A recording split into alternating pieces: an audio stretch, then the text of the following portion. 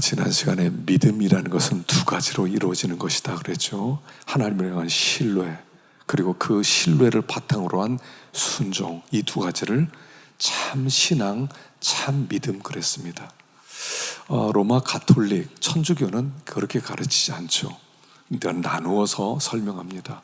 하나님이 은혜로 구원을 받았지만 공로가 있어야 된다. 공로. 그 인간이 어떤 일을 행해서 상 받아야 된다. 그렇게 가르치지만 우리는 시작부터 끝까지 다 은혜. 우리가 믿음으로 열심히 살면서 우리가 믿음의 열매를 맺었지만 그것도 하나님의 은혜.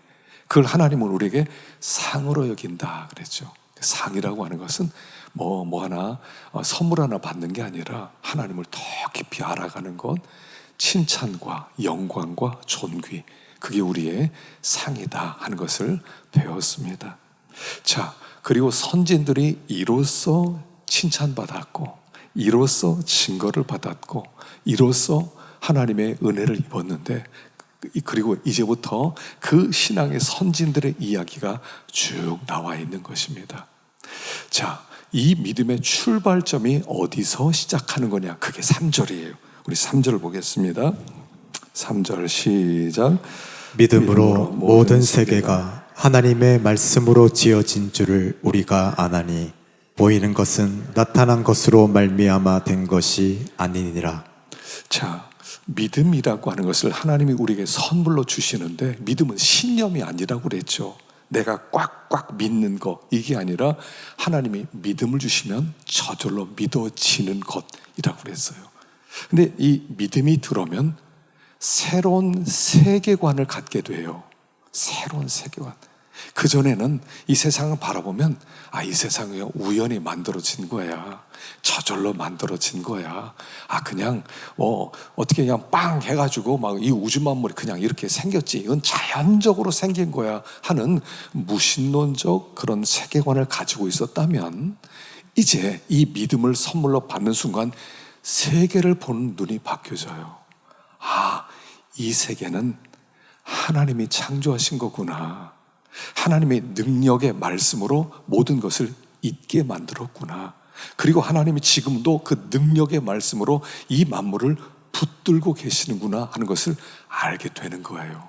그 세계관이 완전히 바뀌어지게 되는 것, 이게 믿음이다 하는 것이에요. 믿음이 들어오면 새로운 세계관이에요. 하나님의 이름은 여호와라고 그랬죠. 여호와란 이름의 뜻은 뭐냐면 자존하시는 분, 이런 뜻이에요. 스스로 영원전부터 존재하시는 분, 이런 뜻이에요. 그리고 그분으로부터 모든 게 존재하게 되었다. 이게 창조신앙이에요. 창조신앙은 뭐냐면 우연은 없다, 저절로 된 것도 없다, 하나님은 원래부터 계신 분이다. 그 하나님이 우주 만물을 말씀으로 있게 만들었다. 우리가 눈에 보이는 이 모든 것, 하나님이 만들지 않은 것이 없다. 하나님이 지금도 붙들고 있지 않은 것이 없다. 이걸 믿게 되는 것입니다. 그래서 하나님의 이름 여호와, 존재란 뜻이에요. 존재. 그분은 원래 계셨어요. 여러분, 저절로가 어디 있습니까? 제가 우리 부모 없이 저절로 태어났다 믿어지십니까? 저절로는 없어요. 모든 것은 원인이 있는 거예요. 원인이 있고 결과가 있고, 이 존재하는 모든 것은 존재케 하시는 분이 있으니까 있는 거지, 저절로가 어디 있어요. 저절로가. 얼마 전에 사진이 하나 나왔는데 화성에 돌멩이 하나를 찍은 게 나왔어요. 돌멩이가, 동그란 돌멩이가 여러 나왔어요. 돌멩이가 동그란 거 이상합니까? 근데 화성에는 이게 옛날에 물의 활동도 있었고 물이 또 흘러가고 그랬는데, 이게 물이 흐르는 곳이 아닌 곳에 동그란 돌멩이가 있었다는 거예요. 이 동그란 돌멩이가 어떻게 생겼느냐, 그 사진을 찍어 올렸더라고요. 여러분, 동그란 돌멩이도 저절로 생기지 않아요. 보통 이렇게 뾰족뾰족한 것들이 동그래지려면요, 물에서 많이 쓸려 다니면서 부딪혀서 부드럽게 되든지 해야 되는데, 물도 없는 곳에서, 없었던 곳에서 동그란 게 생겼다, 이거 이상하다. 그래서 그걸 가지고 토픽으로 나왔다니까요. 어디 이런 인간이란 존재와 이런 우주 만물이 어떻게 저절로 나옵니까? 어떻게 태양이 저절로 나옵니까? 저절로 나온 것은 없어요. 믿음의 출발점이 여기서부터 시작해요. 눈에 보이는 것은 보이지 않는 하나님께서 존재하시는데 그분이 말씀의 능력으로 창조했고 창조하실 뿐 아니라 보존하고 유지하고 계시고 그뿐 아니라 섭리 가운데 모든 것을 뜻 가운데 이끌고 계신다. 이걸 믿는 게 창조신앙이에요. 이 창조신앙을 갖게 될 때 비로소 하나님을 만나는 거예요. 하나님을 만나야 이 창조신앙을 갖게 되는 거예요. 창조신앙. 그래야 하나님을 딱 만나야 나는 저절로 이 땅에 태어나지 않았다. 나는 목적을 가지고 하나님께 보내졌다. 이걸 알게 돼요. 이걸 발견하지 못하는 삶은 제가 여기 한 4가지로 기록해 놓았거든요. 하나님을 만나지 못한 인간의 모습은 첫째요, 존재 목적이 없어요.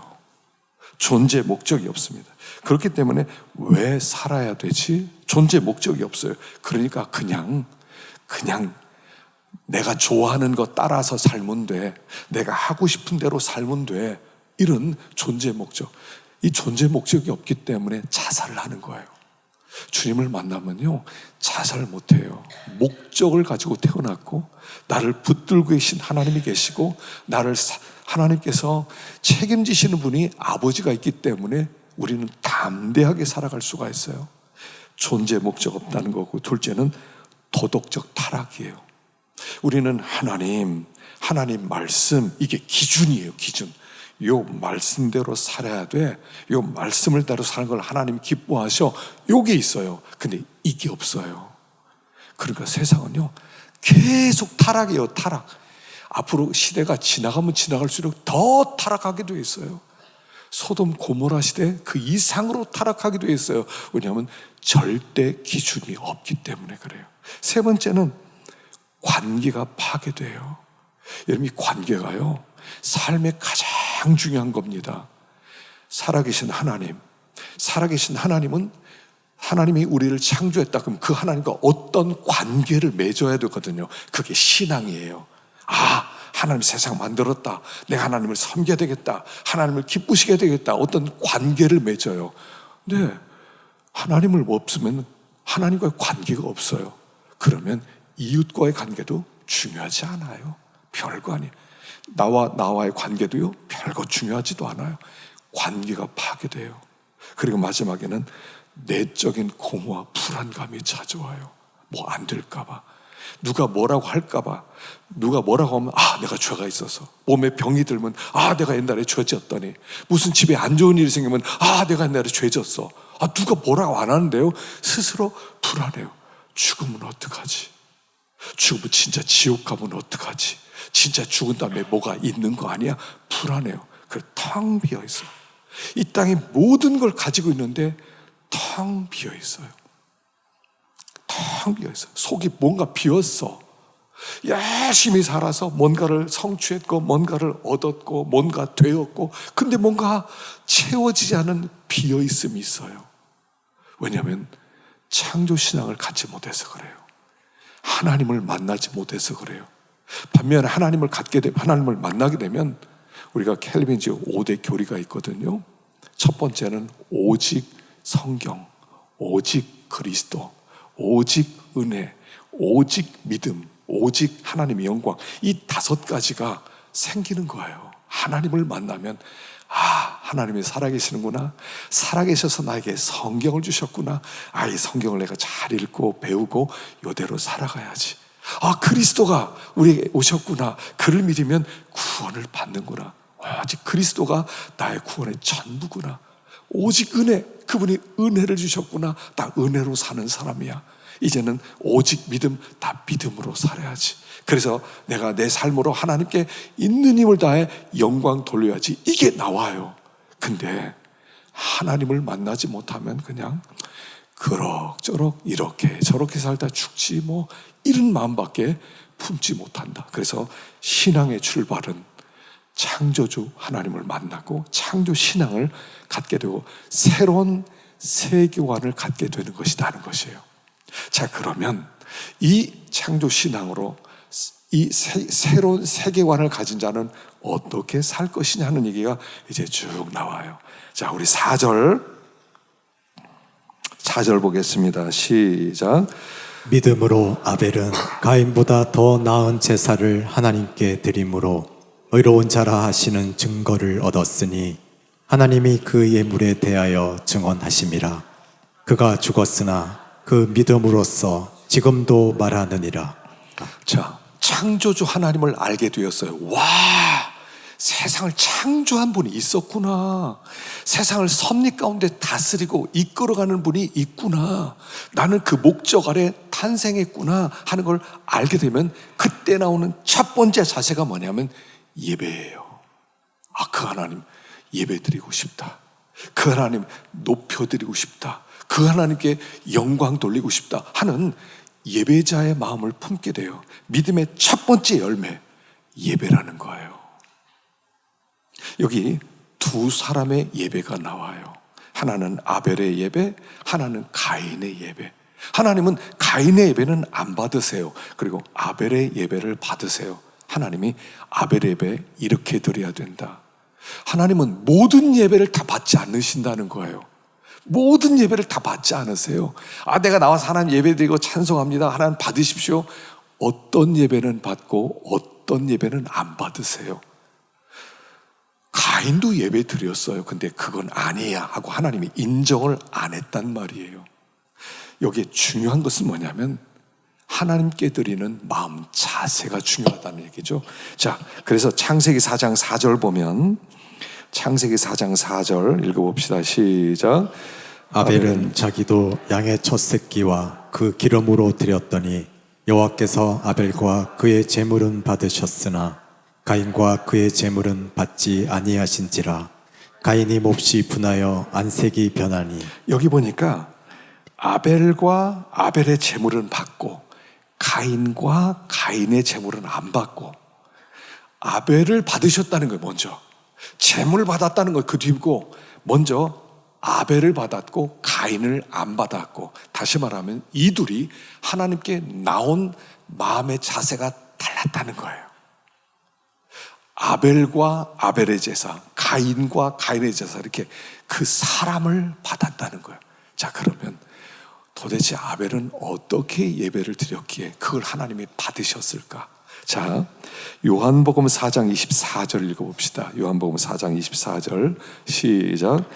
하나님은 영이시니 예배하는 자가 영과 진리로 예배할지니라. 하나님은 이렇게 예배하는 것만 받으시는데 영과 진리로 예배 드릴 때 그런 예배자를 찾고 그런 예배를 받으신다는 거예요.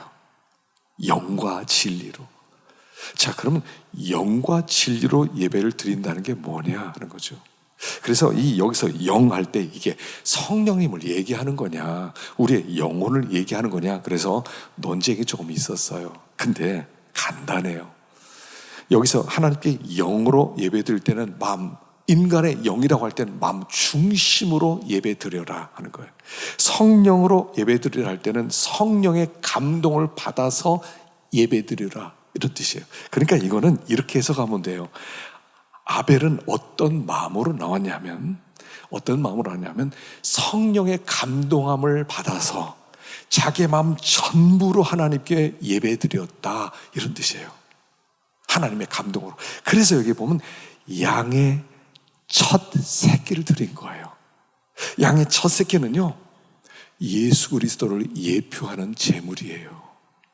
피 없는 제사로 주님 앞에 나가서 죄산 받을 수가 없어요. 가인의 제사로는 죄산 받을 수가 없는 그냥 농작물로 드린 거예요. 그런데 이 아벨의 제사는 피로 하나님께 예배드, 이런 뜻이에요. 아벨이 하나님께 예배를 드릴 때 양을 죽여서 옷을 입혀주셨거든요. 아담의 옷을 입혀주셨어요. 그게 복음의 메시지죠. 아, 메시아가 오실 텐데 그분이 우리를 대신해서 죽으시고 그게 제물 받으심으로 말미암아 우리가 구원받는구나. 이 감동으로 하나님께 예배를 드렸다는 거예요. 그러니까 우리가 하나님께 나올 때 이렇게 나와야 됩니다. 이렇게 나오셔야 돼요. 야, 나 같은 죄인을 구원해 주셨네. 와, 내가 뭔데 나를 이렇게 사랑하셨지? 내가 무슨 가치 있다고 나를 이렇게 구원하셨나? 나를 하나님의 자녀로 삼으셨네.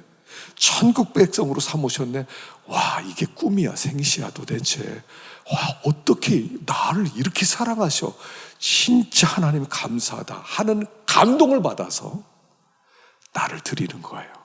이게 영으로 예배 드리는 거예요.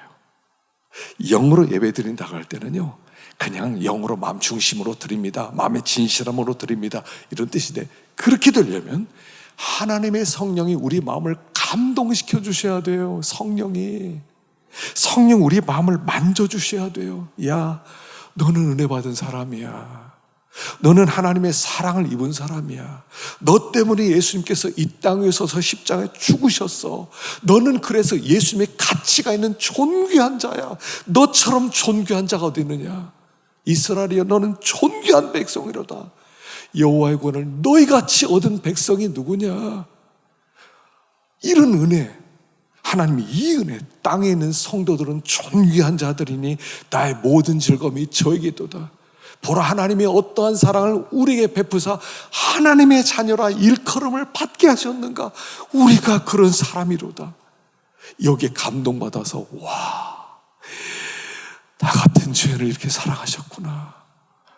와, 내가 뭔데 나를 위해 죽으셨단 말인가? 여러분, 누가 나를 위해 죽을 수가 있겠어요? 이 땅에서 나를 대신해서 죽을 사람이 한 명이라도 있을 것 같으세요? 한 명이라도요. 한 명이라도. 내가 콩팥이 잘못되면 누구 한 사람이라도 콩팥 대신해 주겠다 이럴 사람이 있을 수는 있을 수 있어요. 그것도 많지 않을 거예요.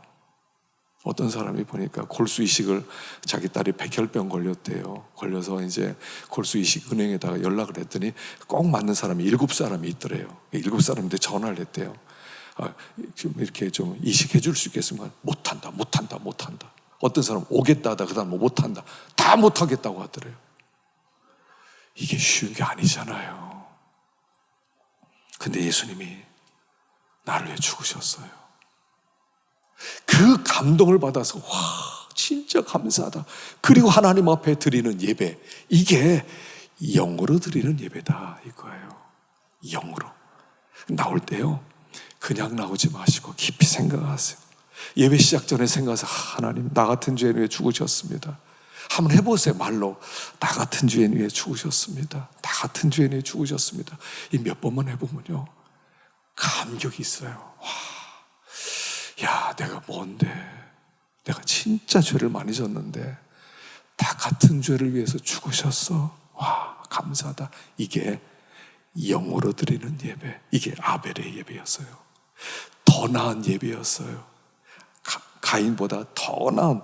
그래서 우리가 창조주 하나님을 섬길 때 이렇게 예배를 드리는 게 첫째, 나 같은 죄인 위해서 죽으셨어요. 나 같은 죄인.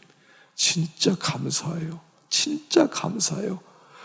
성령의 감동을 받은 내 영이 하나님 앞에 그 마음 중심으로 드리는 예배를 영으로 드리는 예배다라고 얘기하는 거예요.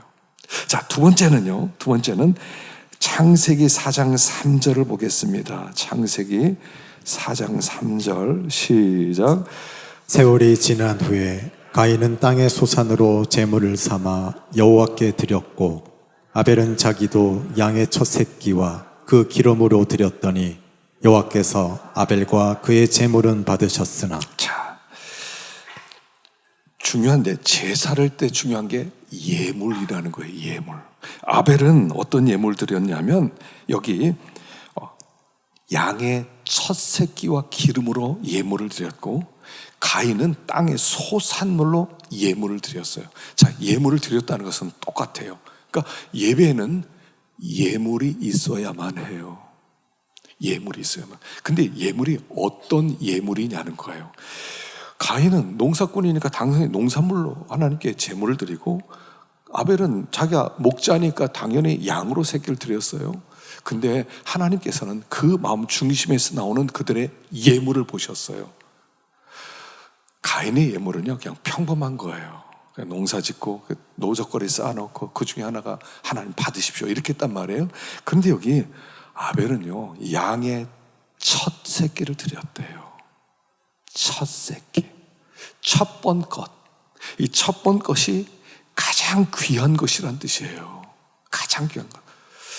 여러분 직장 다니면서 여러분 첫 월급 받아본 적이 있으세요? 그때 어땠어요? 어떤 마음이었어요?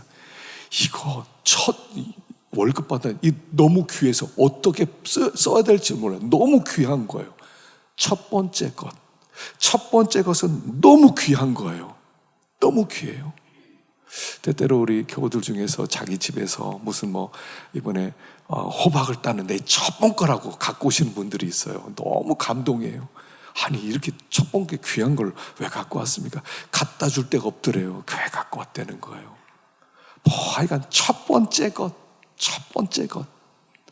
하나님이 이렇게 말씀하세요. 얘야, 첫 것은 내 것이다. 이렇게 말씀하세요. 지금 그걸 갖고 왔다는 얘기예요.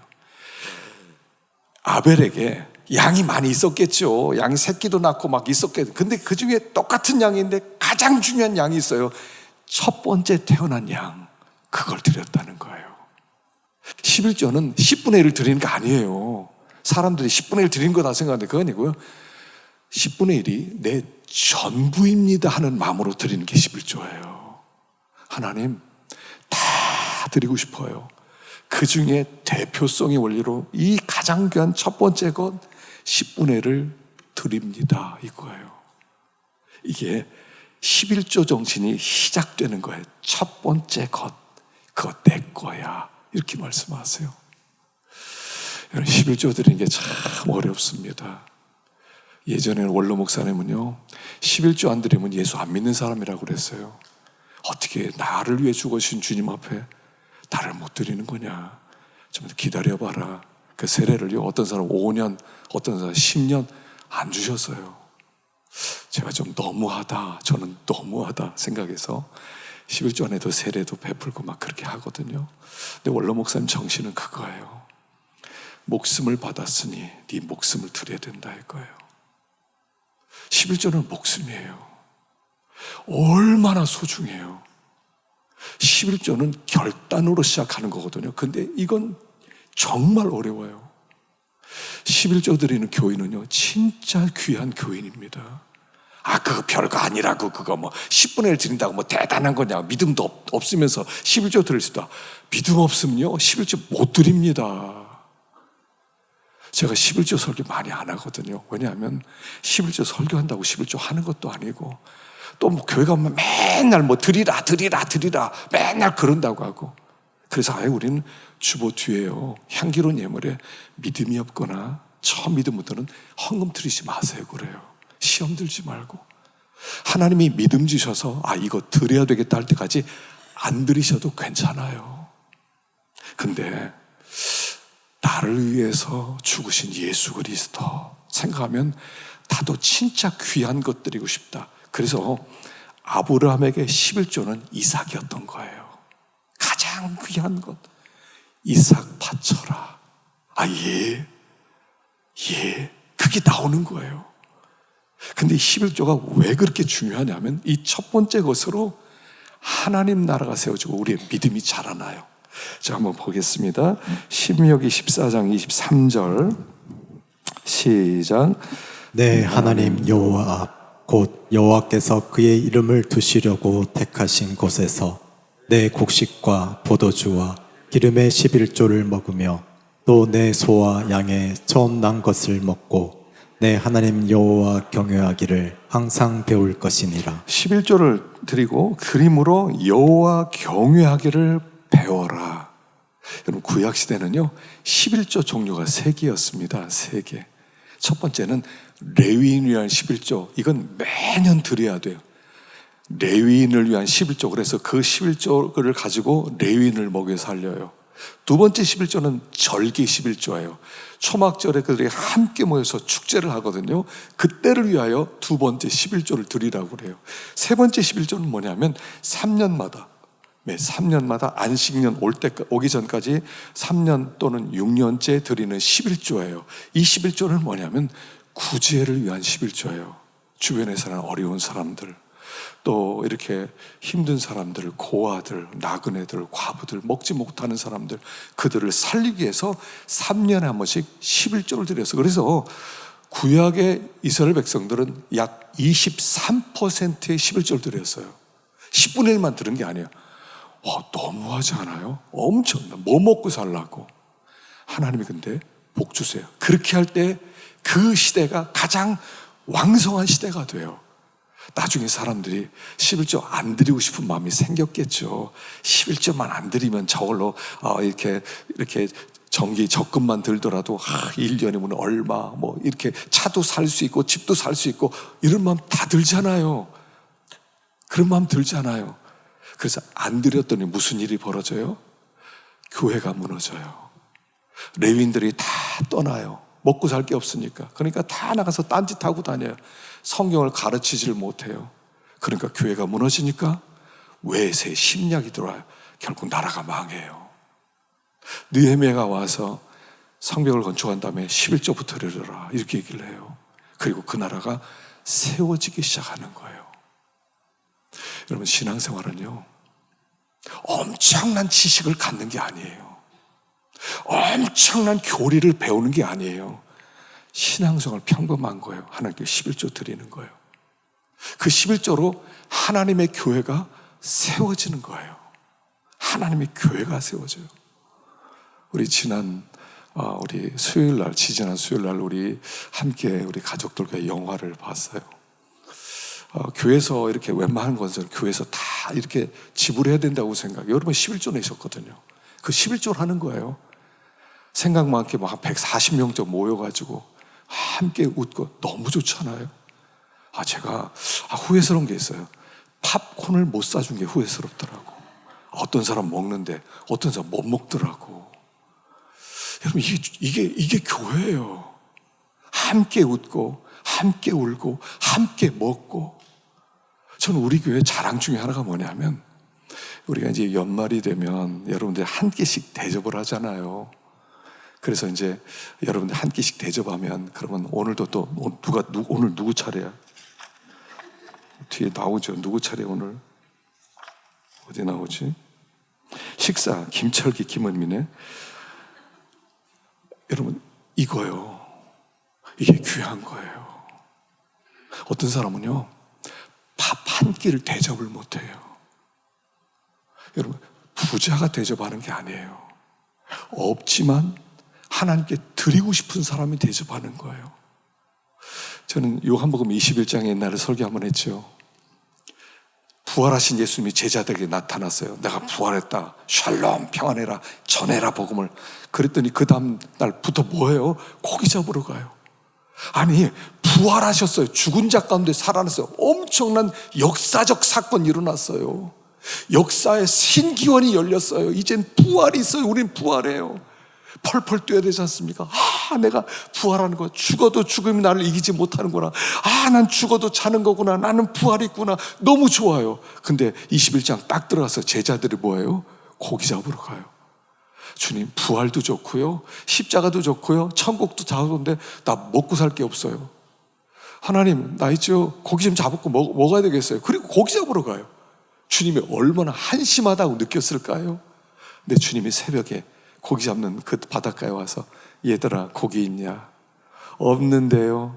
그래서 오른편에 그물을 쳐라. 그물을 쳤더니 막 고기가 찢어질 듯 잡혀요. 와요. 해변 오르니까 거기에 고기를 굽고 계세요. 그리고 빵을 사놨어요. 주님이 빵집에 가서 빵 사오고요, 고기 있고, 야, 니네 고기도 좀 가져와라. 그리고 뭐라고 하세요? 밥 먹자. 밥 먹자. 이게 신앙생활이에요. 밥 먹자. 너무 거룩한 것을 찾지 마세요. 막 거룩하게 살아야 돼. 내가 새벽 기도하고 40일 기도하고 성경 몇 도 하고 내가 이거 해야 돼. 여러분, 그렇게 안 해도 돼요. 성경의 결론은 뭐예요? 성경을요, 꽉 짜면 나오고 하나밖에 없어요. 얘들아, 나에게 영광 돌리고 싶어? 그러면 밥 좀 사줘. 밥 좀 사. 이렇게 얘기하는 거예요. 사랑 좀 해. 좀 사랑 좀 해라. 아니, 이 밥을 못 사더라니까요, 사람. 이렇게 가르쳐도 밥을 못 사. 내가 우리 장로님들에게 꼭 부탁합니다. 청년들 밥 먹여야 된다. 청년들 모임 잘하려면 밥 먹여야 된다. 장로님들 한 달에 한 번씩 돌아가면서 밥 좀 사주세요. 우리 장로님들의 밥 잘 사주세요. 그러면 다 순종하세요. 예. 그래서 청년들이 가서 얘기만 하면 누구 차례 다 정해져 있어요. 이게 신앙이에요. 이게 성숙이에요. 너무 엄청난 걸 하려고 하지 마세요. 엄청난 거. 신앙 단순해요. 내가 밥 사줄게. 밥 사줄게. 저는 애들 만나서 용돈 주는 게 너무 좋아요. 제 주머니에 돈이 있거든요. 지금 돈 항상 갖고 다녀요. 이렇게 보면요, 돈 줘야 될 애들이 있어요. 그 전에 내가 그 10,000원짜리 한 장 못 준 게 너무 후회스러워요. 너무 힘들게 살았는데 10,000원짜리 한 장 주었으면 걔가 얼마나 위로를 받았을까. 그게 신앙이에요. 그래서 지금 여기에서 너희들이 가장 귀한 11절 드려라. 그것으로 하나님 나라가 세워질 거다. 그것으로 못 먹는 사람이 먹게 될 거다. 그것으로 없는 사람들이 얻고 그들이 기뻐하게 될 거다. 지금 그 얘기를 하는 거예요. 이게 예배예요. 하나님께 그거 드리는 거예요.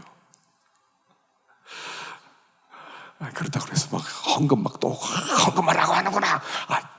아니에요. 그거 아니에요. 그렇게 생각해서 나 시험 들어. 그러지 마세요. 제가요, 이렇게 헌금 이렇게 이제 정리해서 와요. 그럼 제가 기도를 해줘요. 근데 누가 안 했지? 저는 이건 안 찾아요. 누가 안 했지? 찾아서 뭐 할 거예요? 다만 시험 들지. 그럼 헌금한 사람을 보고 감사하고 기도하고. 그거죠. 하나님이 아시는데. 여러분, 가장 귀한 은혜 받았어요.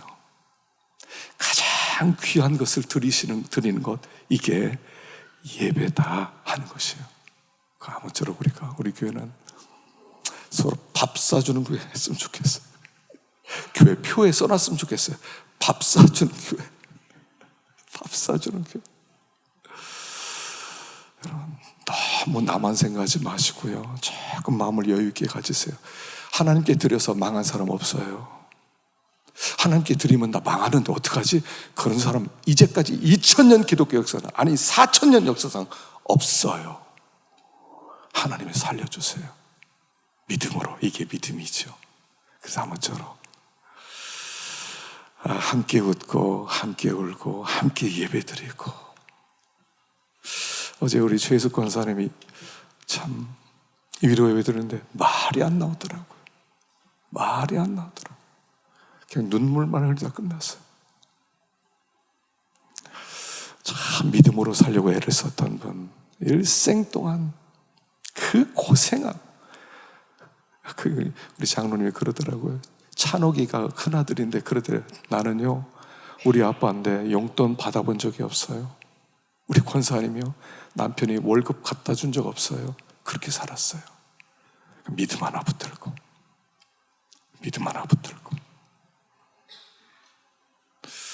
영광스러운 구원을 받으신 것입니다. 아무쪼록 우리가 함께 가는 거예요. 우리 천국까지 함께 가는 우리 성도들 되시고, 또 하나님이 주신 복을 누리면서 믿음으로 살아가시기를 축원합니다. 기도하겠습니다.